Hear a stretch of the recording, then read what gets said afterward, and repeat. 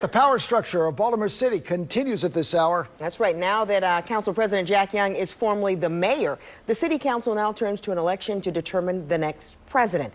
WMAR 2 News' Brian Kubler live downtown with more on what we can expect tonight. Brian? Kelly, that vote should be happening right about now, but before all the yeas are counted, council members say Brandon Scott has it. It's the second highest post in city government, with the ornate chair at a match.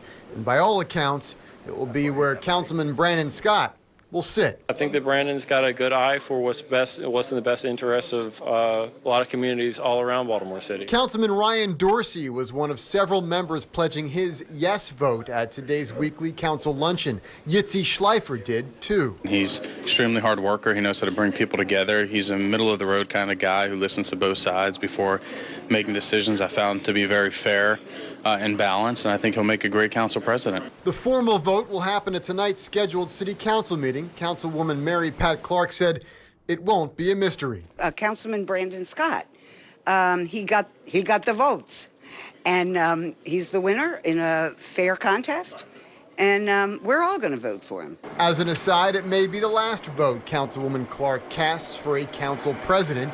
The veteran city politician announced today she was not running for re-election in 2020. In and out of elected office since 1975, she says it's time to step aside. I love it. It breaks my heart in a way, but it's time.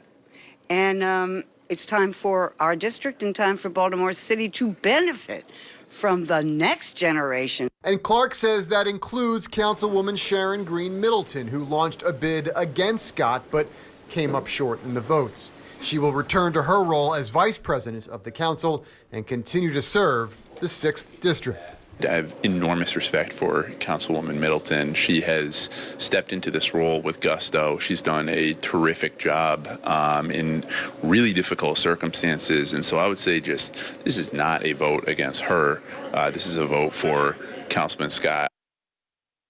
Again, that vote should be happening any minute now. To replace Scott on the council, a nomination committee will be formed. It will suggest a replacement for the councilman, and then that person will then have the remainder of the term if they are approved by this current city council. For now, we are live in downtown Baltimore this evening. Brian Kubler, WMAR 2 News.